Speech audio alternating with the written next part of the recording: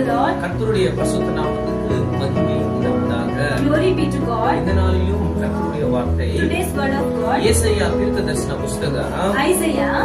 இந்த நாளிலும் 60ஆம் அதிகாரம் 1வது வசனம். 16th chapter, 1st verse. எழும்பி பிரகாசி, உன் ஒளி வந்தது. Arise Jerusalem and shine like the sun. ஆமா, அருமையான தேவனுடைய பிள்ளைகளே, My dear godly people, உன் ஒளி உனக்கு வந்தது.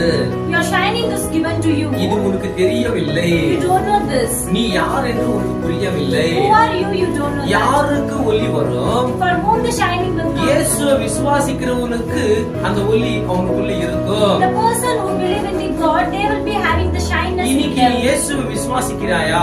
You believing today the God? இன்னைக்கு கர்த்தருடைய ஒளி உனக்குள்ள இருக்கிறது. The shining is in with you with God. இன்னைக்கு இயேசுவை விசுவாசிக்கிறவனுக்கு அந்த ஒளி நிச்சயமாகவே அவன் பிரகாசமா இருப்பான். The person who believes God, they will be having the light of the Lord. வேதம் சொல்லிக் கொண்டிருக்கிறது, The Bible is telling that எழும்பி கர்த்தருக்காக நீ பிரகாசி. you arise and you shine for the உன்னுடைய Lord. வாழ்க்கையில நீ எப்படி உட்கார்ந்து கொண்டிருக்கிறாய் என்றால், In your life, how you are sitting is, எனக்கு இதனால் எதுவுமே முடியாது என்று நீ உட்கார்ந்து கொண்டிருக்கிறாய். you are unbelief that I can't do anything. உன்னுடைய பலன் உனக்கு தெரியவில்லை. You don't know the strength that you have. பலனான கர்த்தர் உனக்குள்ளே வாசம் பண்ணி கொண்டிருக்கிறார். The Lord who is giving strength, He உன் is ஒளி உனக்குள்ளே, தேவ ஒளி உனக்குள்ளே வாசமா இருக்கிறது.